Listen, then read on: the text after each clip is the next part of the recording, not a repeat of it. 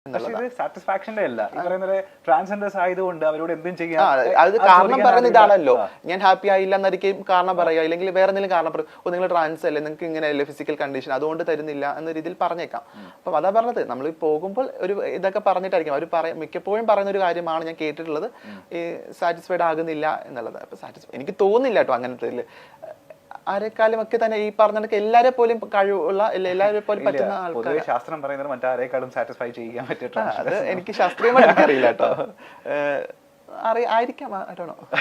അങ്ങനെ ഈ 7ാം ക്ലാസ്സിൽ പഠിക്കുമ്പോഴല്ലേ കൂട്ടമായിട്ട് വന്നിട്ട് നമ്മളെ ഫിസിക്കലി ഒരു 8ാം ക്ലാസ് ഒക്കെ പഠിക്കുന്ന സമയത്താണ് ക്ലാസ് മുറിയിൽ 8 സ്റ്റുഡൻസിനായിരുന്നു ഫിസിക്കലി ഒരു ഗ്യാങ് റേപ്പ് നേരിടേണ്ടി വന്നിട്ടുണ്ട്. അത് ക്ലാസ്മേറ്റ്സ് ആണോ ചെയ്തത്? ആ ക്ലാസ്മേറ്റ്സ് ആണ്. അപ്പൊ റിയാക്ട് ചെയ്തില്ലേ അപ്പൊ ആ സമയത്ത്? 8 പേരെ അടുത്ത് ഒരു മാൻ പവർ എന്നല്ല, നമുക്ക് പറ്റില്ല, ഒരു ഫിസിക്കൽ പവർ എനിക്ക് ഉണ്ടായിരുന്നില്ല അവരെ റിയാക്ട് ചെയ്യാൻ. കരയുന്നു, നിലവിളിക്കുന്നു, അതൊക്കെ എനിക്ക് നല്ല ഓർമ്മയുണ്ട്. ആ ദിവസം എനിക്ക് ഇപ്പോഴും ഓർമ്മയുണ്ട്. എൻ്റെ ബാഗൊക്കെ ഇങ്ങനെ തറയിൽ നിന്ന് വീഴുന്നതും എൻ്റെ ഡ്രസ്സ് ഇങ്ങനെ ഊരുന്നതൊക്കെ എനിക്ക് നല്ല ഓർമ്മയുണ്ട് ആ ദിവസം. ഞാൻ ഒരിടത്തും ആ വിദ്യാർത്ഥികളുടെ പേരൊന്നും പറയാൻ ഒരിക്കലും ആഗ്രഹിക്കുന്നില്ല. തെറ്റുകൾ ചെയ്യപ്പെട്ടിട്ടുണ്ട്, തിരുത്തപ്പെടുക തന്നെ ചെയ്യും എന്നാണ് ഞാൻ വിശ്വസിക്കുന്നത്. ക്ഷമയൊക്കെ ചോദിച്ചിട്ടുണ്ട് അതിന് ശേഷം, മീൻസ് ഇപ്പം ഒന്നില്ല, റീസെന്റ് അതൊക്കെ ക്ഷമ ചോദിച്ചിട്ടുണ്ട് ആൾക്കാർ.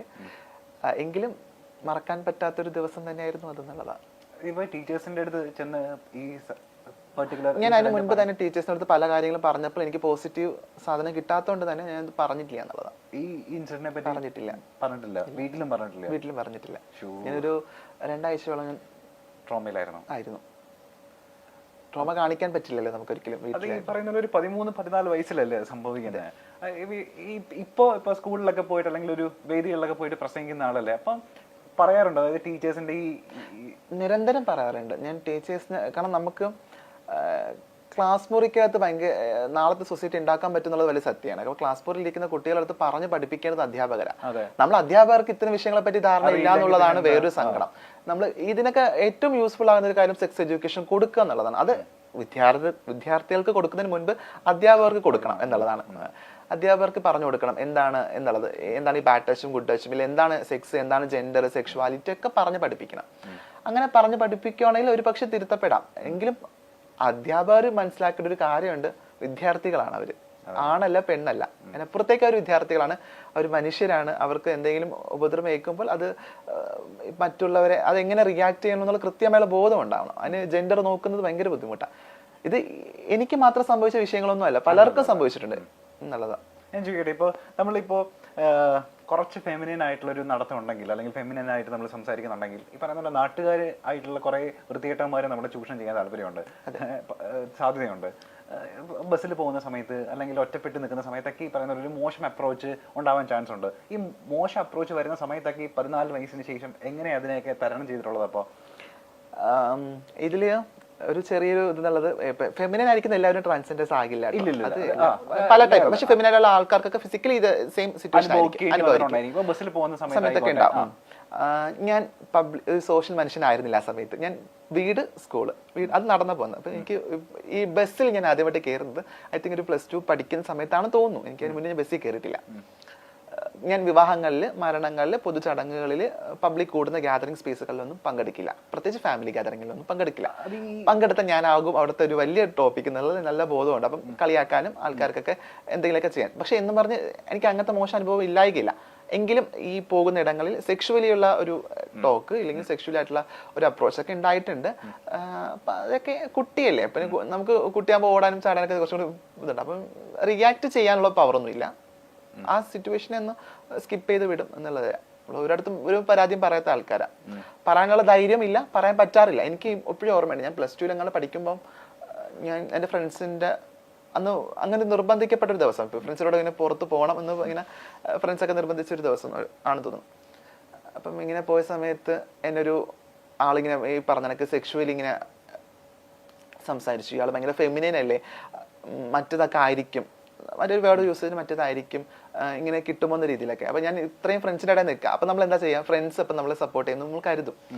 അവിടെ അതല്ല സംഭവിച്ചത് എന്നുള്ളതാണ്. ആ ഫ്രണ്ട്സ് തിരിച്ച് അതെ, അതൊരു ഇങ്ങനെയൊക്കെ ഉണ്ടാകുക എന്നുള്ളത് നമ്മൾ സ്വയം നമ്മൾ ചിന്തിക്കുമ്പോൾ നമുക്ക് ഒട്ടും പറ്റില്ല അങ്ങനത്തെ സിറ്റുവേഷനൊക്കെ എങ്ങനെ ടോളറേറ്റ് ചെയ്യുന്നുള്ളത്. അതൊക്കെ ടോളറേറ്റ് ചെയ്യേണ്ടി വന്നു എന്നുള്ളതാണ്. ഈ നേരവും കടന്നു പോകും എന്നുള്ളതായിരുന്നു. ഈ ട്രാൻസ്ജെൻഡർ ആവാൻ പോയതിനു ശേഷമുള്ള ഒരു ജീവിതം ഉണ്ടല്ലോ, അതായത് ഈ മമ്മിയുടെ കൂടെയാണ് അപ്പൊ താമസിച്ചതൊക്കെ, സർവൈവ് ചെയ്തതൊക്കെ അവിടെ നിന്നിട്ട് തന്നെയാണ്. അപ്പൊ എത്ര കാലം അവരുടെ കൂടെ താമസിച്ചു? ഞാനൊരു 1.5 years അവരുടെ കൂടെ ആയിരുന്നു. എനിക്ക് പിന്നെ ഒരു ലിവിങ് ടു റിലേഷൻ ഉണ്ടായിരുന്നു, ഒരു പാർട്ട്ണർ ഉണ്ടായിരുന്നു. ഒരു പാർട്ട്ണറോടൊപ്പം ഒരു 2-2.5 വർഷം ജീവിച്ചു. നിലവിൽ ഐ എം സിംഗിൾ. ഞാൻ ഒറ്റയ്ക്ക് ഇൻഡിപെൻഡന്റ് ആയിട്ട് ജീവിക്കുന്നു. ഇപ്പം എനിക്കൊരു ഫാമിലിയൊക്കെ ഉണ്ട്, ചൂസിങ് ഫാമിലിയൊക്കെ ഉണ്ട്. എനിക്കിപ്പോൾ ഞാനൊരു ഫ്രണ്ട് സർക്കിളിനകത്ത് ജീവിക്കും, ഭയങ്കര കംഫർട്ടബിളാണ്. ഈ ഫ്രണ്ട് സർക്കിളിന്റെ കാര്യം പറയുമ്പോഴേ എപ്പോഴൊക്കെ കണ്ടിട്ടുണ്ട് അപ്പോഴൊക്കെ നമ്മളുടെ കൂടെ ഒരാളുണ്ടായിരിക്കും. ശ്രുതി സിത്താരയായിട്ടപ്പോ ഇത്രയും സൗഹൃദം വരുന്നത്? ഞാൻ ശ്രുതി വളരെ, ഞാൻ തുടക്ക സമയത്ത് ഞാൻ പറയും ശ്യാമയുടെ കൂടെ താമസിക്കുന്ന സമയത്ത് തന്നെ ഞാൻ ശ്രുതിയായിട്ട് അപ്പൊ കാണുന്നുണ്ട്. ഞങ്ങളപ്പം ഒരു കൂട്ടൊന്നുമില്ല, ഞങ്ങൾ രണ്ട് വ്യൂ പോയിന്റ് ഒക്കെ ഉള്ള ആൾക്കാരായിരുന്നു. അപ്പം പിന്നെ പതിയെ ഞങ്ങൾ ഭയങ്കര ഫ്രണ്ട്സായി. ഇപ്പൊ നല്ല ഫ്രണ്ട്സാണ്. ഇപ്പൊ ഞങ്ങളൊരു 4 പേര് അടങ്ങുന്ന ഒരു ഗ്യാങ് ഒക്കെയാണ്. ഞാൻ, ശ്രുതി, ദയ, സാദിയ എന്ന് പറയുന്ന. നമ്മൾ ഒരാൾ അറിയുന്ന ആൾക്കാരാണെങ്കിൽ 4 പേരും അവർ അറിയും എന്നുള്ളതാണ്. കാരണം നമ്മൾ എല്ലാ ഇടങ്ങളിലും 4 പേരെയും സംസാരിക്കുന്ന, അല്ലെങ്കിൽ ഇപ്പൊ സ്റ്റാറ്റസ് ഒക്കെ നോക്കിയാൽ ഒരാളെ മാത്രം ഒരുമിച്ചായിരിക്കും, കൂട്ടായിരിക്കും. അങ്ങനെ 2023 ഭയങ്കര കിടിലം വർഷമാവട്ടെ. അതിന് മുൻപായിട്ട് ഞാൻ ഇനി കുറച്ച് ആൾക്കാരുടെ പേര് പറയാൻ പോവാണ്. എനിക്ക് തോന്നുന്നു സമീപകാലങ്ങളിൽ ചിലപ്പോൾ അവരായിട്ട് അസോസിയേറ്റ് ചെയ്യാൻ ചിലപ്പോൾ ഭാഗ്യം ഉണ്ടാവുമായിരിക്കും. ഈ പേര് പറയുന്ന സമയത്ത് അവരെ പറ്റിയിട്ടുള്ള താങ്കളുടെ അഭിപ്രായം എന്താന്ന് അറിയാൻ താല്പര്യമുണ്ട് എനിക്ക്. പേര് പറയട്ടെ. ജേർണലിസം പഠിച്ചുകൊണ്ട് തന്നെ എല്ലാ ദിവസവും ഈ പറഞ്ഞ ന്യൂസൊക്കെ കാണാനും പത്രം വായിക്കാനൊക്കെ സമയം കണ്ടെത്താറുണ്ടല്ലോ? കുഴപ്പമില്ല, ഫോൺ ഭയങ്കര യൂസ് ആണ് അതിലൊക്കെ. ഓക്കെ.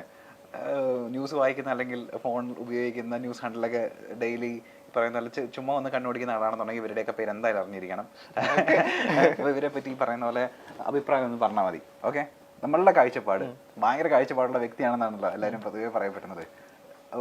ആദ്യത്തെ ആൾ ഈ പറയുന്ന പോലെ അഖിൽ മാരാർ ഈ സമീപകാലത്ത് ഭയങ്കര ചർച്ച നേടിയ ഒരാളാണ്. എന്താ അഖിൽ മാരാറിനെ പറ്റിയിട്ടുള്ള അഭിപ്രായം എന്താ? നല്ലൊരു വിമർശകനാണെന്ന് തോന്നിയിട്ടുണ്ട്. ചില കണ്ടന്റ്സ് ഒക്കെ പറയുമ്പോൾ